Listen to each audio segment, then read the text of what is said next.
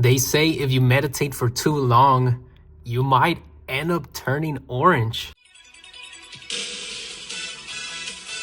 Hey guys, this is your boy Rod from DBZSHFIGS.com, and today I'm bringing to you an unboxing and review of the Dragon Ball S.H.Figuarts Piccolo Mini Daima. So before we get started, just want to let you know that I'm on the road to 5,000 subscribers. Once I reach that milestone, I'll be giving away one of these Tamashii Nation store exclusive Son Goku Innocent Challengers. So if you haven't subscribed, make sure you subscribe. You might even be the one taking this one home. Just a little background on the figure. This one was released in December of 2024, but it's honestly still making its rounds on being released. Most recently, and where I got this from, was from Tamashii Nation's Lightning Week. And if you happen to get it during that time, it also included a little Dragon Ball Daima figure stand, which is pretty cool. Gives you a little more added value, I'd say. It was honestly first released during the North American Daima tour. I know a lot of people were able to get that early if they just happened to be able to attend those events. And I usually give a little history of the figure. However, technically, the Daima version of this has only been released this one time, so no actual history. But anyways, here's a little look at the box. You know, we have the cool purple words here, like very metallic. Honestly, I really like it. And then you have like pictures of Piccolo. Always make sure you have your Tamashii Nation's quality sticker as well as your toe animation. And we have a couple different pictures, you know, random fist up there. And then a bunch of different poses that you could put your Piccolo in. And then just him sleeping and him being angry. So let's get him out of the box. So here we have the figure in the clamshell. I know there's a lot of people that like to see how that looks, how they have all the different accessories outlined. So just gonna give it a quick 360 just for you to take a nice look. Let's get them out. All right, so here we have the figure out of the box. But before we get started, make sure to check out my website, DBZSHFIGS.com, where you'll find a complete archive of every single release in the Dragon Ball S.H.Figuarts line. The site is constantly being updated with new information, so you're always bound to learn something new. Here we have the figure, and it looks, honestly, it looks amazing. I know it's like a tiny figure, and I do tend to give the Daima line a lot of flack, but I really do like how this one looks. You know, he looks straight out of the Daima anime. I just love the facial expression here. You can see all the different, like, details, like the eyebrows bending here, and it's just, I don't know, I really like it. It's not that tiny, you know, compared to like a Vegeta or a Goku. Like, it's pretty good size, I'd say. I mean, as far as the figure goes, it's basically your standard Piccolo. We know what he wears nowadays. Insert the "we see the fit Piccolo" meme here, but it's honestly a pretty nice figure. You get all the usual details that you would get with a Piccolo, you know, like the different skin pigmentation, I guess you would say. You could even see like some of that sneaking out here from his clothing, which is always cool to have those little hidden details. And then, yeah, like the purple uniform with the red belt, as we usually know. And there's the little elf boots that he wears, which I always find to be pretty funny. But yeah, anyways, I mean, like I said, there's nothing much to go on about the look of the figure. I mean, it's just your standard Piccolo. And then, if you don't know, these Piccolos usually come with like two different heads. So he would come with like his bald head, as well as the one with the little turban on. And basically with the turban, you can exchange the faces like this. So this one has 3 pegs, and then you just insert here. And then the one that's the bald head, well, you just gotta exchange the whole head. This is the expression that he comes out of the box with, which is like an angry Piccolo face. But I don't even want to say angry, because I feel like most of the time he just looks this way. This one, I'd actually say he looks pretty angry. You know, he has his teeth out, he's grinning, he's ready for a battle. And then this one, like, you know, you're about to get these hands. He's screaming. You could see his purple tongue there, and he's just ready to hand the smackdown. And then the turban head, we actually do get a smirking, smiling Piccolo, which is really cool. I like it when they give us all the different type of range of emotions. Then you also get this, kind of looks weird. I don't really know how to describe it, because he looks angry, but not really. He looks like maybe he's screaming something to someone. I feel like that's the best way I could describe it. And then lastly is probably one of my favorite ones. It's literally him. He could be sleeping, he could be meditating, whatever you want. I feel like it's rare when we get faces like this. So I just think they went like the extra mile for something like this. And then I just want to give them extra props, to be honest, because I feel like changing heads on this one is pretty easy. I don't know why they don't do this kind of mechanism more often, but it's not like just a ball peg and then you have to like try and get it in there. It's like specifically made so that the head just pops in easy and you could take it out really easy. So I gotta give him props for that. But anyways, as far as hands go, with the usual Dragon Ball S.H. Figuarts, he comes out of the box with the closed fist, ready to fight. And then it wouldn't be Piccolo without the special beam cannon. And it's cool that he comes with both the left and the right hand, so you could do whichever pose you want. And then he also comes with what I like to call the martial arts hands, which is when you have like 2 fingers out, 2 fingers inward. Last but not least are these kind of like reaching out for something hand, or they could also be like key blast hands, you know, anything you could imagine. Handshaking hands, grabbing hands. And he also comes with his crossed arm piece, which is, you know, a standard Piccolo pose. I gotta be honest, I don't really like them. I feel like, I don't know, maybe it's just my figure, but if you have this figure, let me know if that's an issue with you. It's really hard to get it on there right. You know, like, and I feel like coming out of the Vegeta older style battle clothes review, which that one was, I feel like they handled the crossed arm piece really well. This one is kind of just a step back, to be honest. So I wish they would have used their new technology for that one. But anyway, still good to have for your Piccolo. And then last but not least, it wouldn't be Piccolo without his cape, which is pretty cool. I gotta tell you, it's like soft clothing, soft goods, which is way better than just like hard plastic in my opinion. However, I will tell you that this is straight out the box and it's already looking dirty. So you gotta be careful with it and make sure you don't get a lot of dirt on it. Like you see, there's like specks there.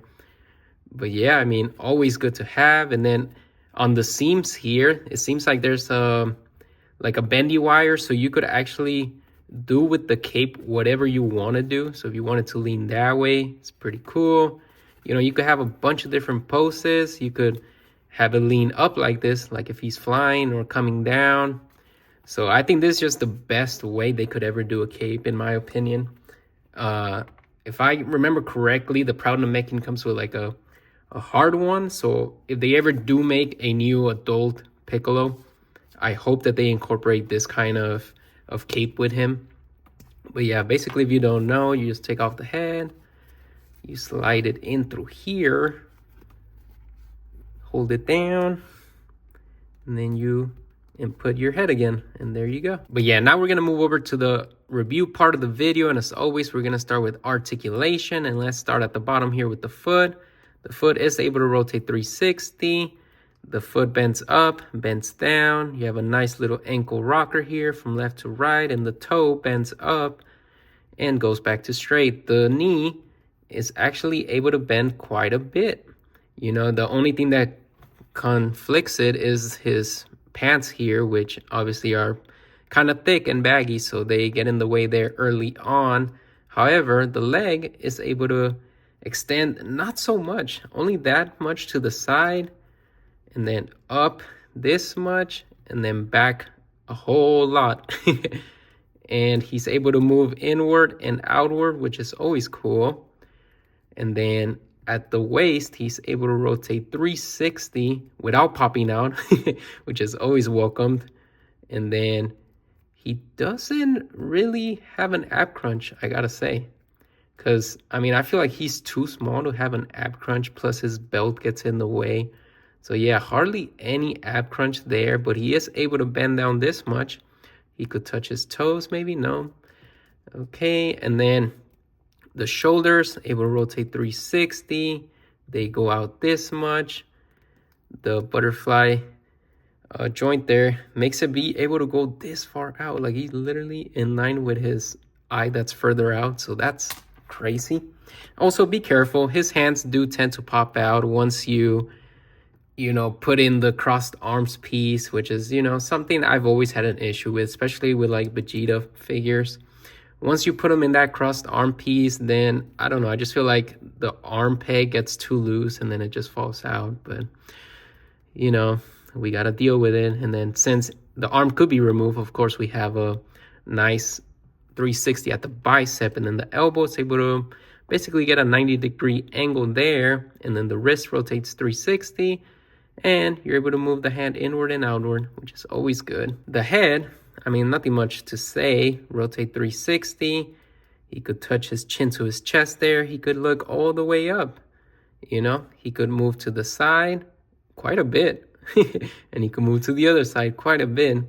And that's basically it for the figure. But just want to point out also, like I mentioned a little earlier, technically the cape is articulated too. And it's kind of like infinitely articulated, because you could do so many things with the bendy wire that it just takes it up to the next level.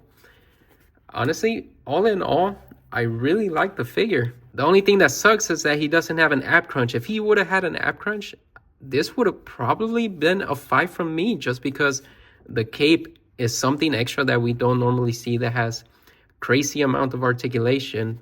So yeah, I'm gonna have to give it a 4. Next up is accuracy, and I'm gonna put up this picture right here, and just to make it quick and painless, 5 from me. He looks straight out of the Daima series. Next up is price to plastic ratio, and just a reminder, this figure did release for $60. He does come with 6 different faces, you know, if you include the turban ones as well as the bald head ones.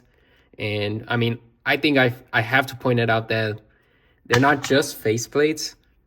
The heads are actually quite a bit of plastic, and it includes basically 3 of those, and then the turban one, and then total of 4 pairs of hands, crossed arm piece, and the cape. So, you know, I'm not gonna lie to you, $60 is still a lot of money, especially for a Daima figure. However, in terms of the quality of Daima figures they've released, you know, this one doesn't seem like such terrible value. Like, the figure is actually really good. I can't lie to you. And I'm normally somebody that doesn't really care too much about the Daima figures. I feel like they include something. I feel like if the figure was closer to like $45, $50, I think that would have been perfect. What did help was that they included the stand during Lightning Week. However, I'm not including that because that's not the regular proposition. I'm gonna give it a 3 on price to plastic. Next up is scale, and here I have him next to his Daima comrade Goku, and as you could tell, Piccolo is quite a bit taller than Goku, which is exactly how it should be. You know, in regular Dragon Ball Z, Piccolo's always like a big person, and then Goku is kind of like an average sized person. So this makes sense. I also did bring out Vegeta, which is supposed to be even smaller, and it makes sense. You know, Vegeta's head, you know, I'm not including his hair, but his head basically reaches the chest of Piccolo, which I think is pretty accurate. So I'm gonna give it a 5. Next up is shelf presence. As always, this is the most biased out of the 5 categories. You know, what I like on my shelf might not be something you like on your shelf, and vice versa. I gotta state the obvious, and to me, I don't really like the Daima figures. I don't really like how small they are and how like kiddish they look. However, this one is probably the best out of the batch. As far as I could tell you, the figure feels great, looks great, but I don't know. It's just a tiny figure, and I wouldn't really probably heavily display this one. He does look cool. I'm not gonna tell you he doesn't, but he's just not something that I'd completely want to have on my display. So I'll give it a 3 down the line. So overall, Piccolo Mini Daima gets a cumulative score of 4 out of 5. Which it's not hard to see why, right? It's basically like a B average figure. Like, I hate to keep on rambling about Daima figures, but I just feel like I'm not really too sold on them. And honestly, the pricing on them really turned me off from the get-go. You know, I feel like this one should have definitely been like, if they wanted to say he's more premium, should have definitely been like 50, 40, around there. That would have definitely made it a lot better. But anyways, I mean, if you disagree with any of my ratings, you could go on DBZSHFIGS.com, go into the site for Piccolo Mini Daima, and there's going to be a survey there for you to input your own grades for each of the 5 categories, so make sure you do that. Let's not forget, I also got the Dragon Ball Daima stand, so just wanted to unbox this. Just want to point out the cost saving with this company is just crazy to me. They obviously decided, you know what, let's not use color ink on this, let's just use black and white, except for of course the Bandai Namco gotta use, you know, colored ink, right? Gotta have your brand presence out there. But I just thought it was funny. But yeah, basically how this comes, if you've ever gotten any of the stands from Tamashii Nations, they're pretty easy to assemble. Basically comes like this. You have the actual stand and then the gripping piece, and then just, yeah, it's basically 4 pieces, and that's pretty much it. Let me assemble it real quick. Basically like this, which is pretty nice stand, I gotta be honest. You know, like the printing of the figure here, I mean of the logo of Daima is really cool. It's embossed on there, so like you could feel the texture, which is always a nice touch. And then yeah, it's basically just your standard stand from Tamashii Nations. If you ever gotten some of the Dragon Ball ones where it has like the different Dragon Ball numbers, it's basically the same thing. And then what you do is you just put these holding things on there, put them around the waist, and there you go. Check out the Amazon deals tab for all the best deals currently on Amazon for Dragon Ball S.H.Figuarts, including this guy. I believe Amazon's releasing theirs like mid-March, so you could actually put in your pre-order right now. I'll leave a link in the description. If you made it this far into the video, you're a real one. I really appreciate you, and I hope you have a nice rest of your day.